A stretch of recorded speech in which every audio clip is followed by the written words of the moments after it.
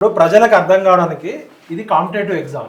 లక్షల మంది రాస్తే 100 ఉద్యోగాలు ఉంటాయి. మీ కెమెరా ఇది కాంపిటేటివ్ ఎగ్జామ్ లో రిజల్ట్ ప్రకటించేటప్పుడు ఎవరికి ఎన్ని మార్కులు వచ్చినాయి, ఎంత ర్యాంక్ వచ్చింది ప్రకటించాలి. ఇక్కడ సీరియల్ నెంబర్ 1 అనేది ర్యాంక్ కాదు. టీజీ ఇది కామన్ మ్యాన్ కి అడుగుతున్నాం మనము. ఇది అకాడమిక్ ఎగ్జామ్ కాదు, కాంపిటేటివ్ ఎగ్జామ్.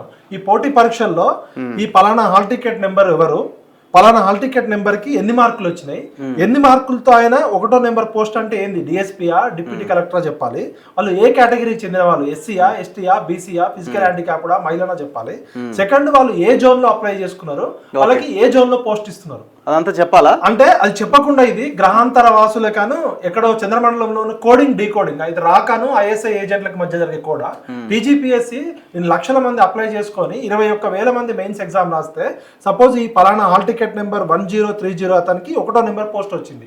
ఈ 1030 240901030 అనేది తెలుసు కదా, ఈ హాల్ టికెట్ నెంబర్ అతనికి ప్రజలందరికీ తెలియాలి కదా. జనరల్ ర్యాంకింగ్ లిస్ట్ ఇది సీక్రెట్ కోడ్ కాదు కదా, ఆయన రా రిక్రూట్మెంట్ కాదు. ఇది రీసెర్చ్ అండ్ అనాలిసిస్ వింగ్ లో ఎవరు పనిచేస్తున్నారో ఎవరికి తెలియదు, వాళ్ళని ఎవరు రిక్రూట్ చేస్తున్నారో కూడా తెలియదు. ఇది తెలంగాణ ప్రజలందరి జీవితాలు బాగు చేయడానికి 563 మంది ప్రభుత్వ అధికారులు, డిప్యూటీ కలెక్టర్లు, డిఎస్పీలు ఇంపార్టెంట్ పోస్టులు రిక్రూట్ చేసినప్పుడు మీరు వీళ్ళ వివరాలు ఎందుకు పెట్టట్లేదు అంటే అర్థమవుతుంది. ఇక్కడ మీకు ఇది టెక్నికల్ మిర్రర్ గా మియాన్స్ ఇక్కడ ఎగైనెస్ట్ టీజీపీఎస్సీ లో పనిచేసే అభ్యర్థులు రిలీజ్ చేసేటప్పుడు కనీసం మెయిన్ స్పెల్లింగ్ ఎగైనెస్ట్ స్పెల్లింగ్ కూడా తప్పు రాసిరంటే వీళ్ళకున్న చిత్తశుద్ధి అర్థమవుతుంది. ఇప్పుడు అన్నం మెతుకు ఒకటి పట్టుకుంటే తెలిసిపోతుంది. ఉదాహరణకి ఇప్పుడు ఇక్కడ మేము కొంత అనాలిసిస్ చేస్తే